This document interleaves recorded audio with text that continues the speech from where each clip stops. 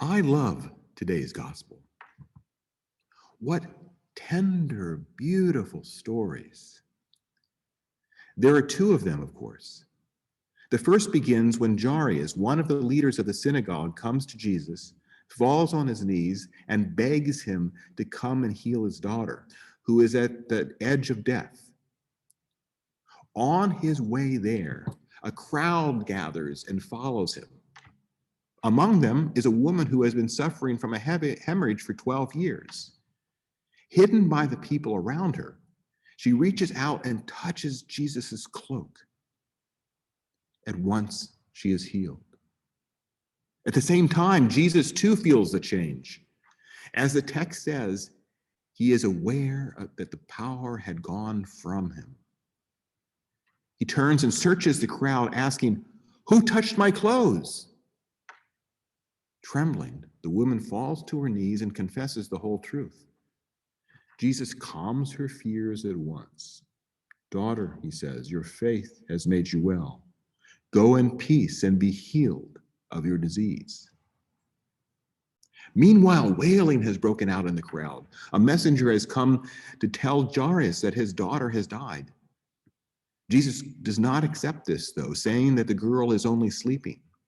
He goes to the girl, takes her by her hand, and says, "Little girl, get up." Immediately, the girl rises from her bed and begins to walk about. Here are two extraordinary stories of healing, one right after the other, and they reveal so much. In addition to what they say about Jesus, they also highlight the elements of healing itself, the role of compassion, of tenderness, the power of faith, the part played by the simple act of touch. Beyond that, though, these and all of Jesus' healing stories can't help but raise in us one very personal, existential question. What about me? Will I be healed? We all know many instances of prayers answered, of people who got better from their ailments, but we also know many who did not. We can't help but wonder what that can be, how that can be. That's completely understandable. It all depends on one extremely important question. The question is this: what does it mean to be healed? What does it mean to be healed? You know, I worked for 8 years as a hospital chaplain in a hospital that focused primarily on long-term and end-of-life care.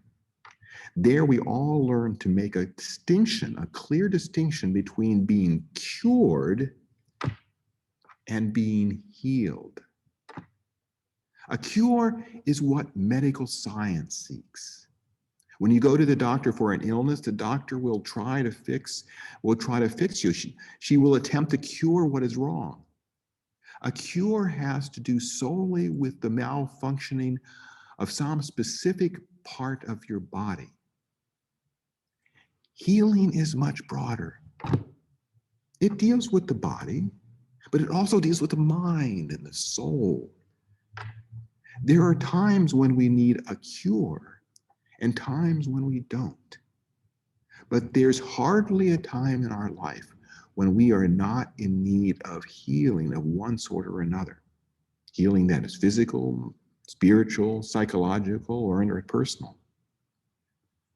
Most doctors are suspicious of healing, and perhaps they have reason to be, since they were not trained to heal, only to cure. I'll never forget when I sat with my mother and father just after my dad got a diagnosis of second-degree lymphoma. And the doctor went through the treatment one by one in a very clinical, matter-of-fact manner. He laid out what was going to be done. He identified the chemo that my dad was going to get. He said, very matter of factly, you will lose all your hair. And then he said, and the treatment will be that we're going to get you a wig. We're going to deal with every problem as it came up. And he went through it all from beginning to end of my dad's treatment. But at the end, he sat back and said, do you have any questions? And my mother turned to him, and my mother was very upset, turned to him and said, will all that heal him, doctor? Without even a pause, the doctor snapped, we never use that word in medical science. That was it. At times, medical science resistance to the idea of healing is almost comical. I read a book recently by a doctor very sympathetic to healing who told this story, and I quote, in a major hospital, which was acquainted with, a group of staff nurses interested in adding another dimension to their conventional skills journeyed out of town one weekend to take a course in therapeutic touch, a healing technique that involves loving, compassionate intentions. When the director of nursing got wind of this, she was furious. When the nurses reported for duty the following morning, there was a large sign in the nursing department saying, there will be no healing in this hospital. In another instance, a nationally prominent nurse I know was invited to give a lecture at a major hospital. But when the host found out that she was planning to discuss various healing techniques, they canceled the invitation, saying, we're not ready for your visit yet, but we plan to re-invite you when we get into healing. The disinvited nurse said wryly, I wonder what they're into now, end quote. For medical science, there can be only 3 outcomes for an illness: a cure, a chronic condition, or death. For those of us with a spiritual perspective, however, there's a 4th option. There's also healing. Healing is something much broader than curing. As a chaplain, I saw people who were healed but not cured. I saw people who also were cured but not healed. They usually returned. It was healing that we chaplains dealt with, and I saw many, many amazing instances of this. There was one man who was diagnosed with Parkinson's disease when he was still in his 50s. He and his wife prayed and prayed that he be healed.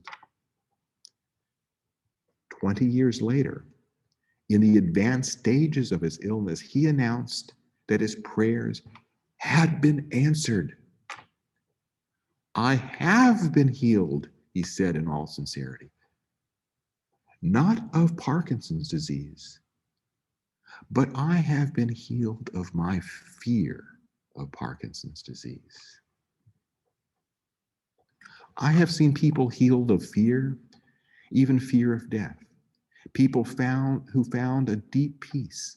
I have seen people who have been healed of their bitterness and resentments, becoming new, more loving people. I've seen people healed of their prejudices, healed of their regrets, healed of their guilt. I've seen people healed of their broken relationships. I've seen people who found hope and meaning that had been eluding them for years. I've seen people healed in a way that they were given brand new lives. And yes, I have seen people healed of their illnesses too, but often that was less important to them than that other healing. The fact is, healing is real. It's powerful. It's transforming. Healing is also available to everyone who is open to it. Everyone who seeks it sincerely.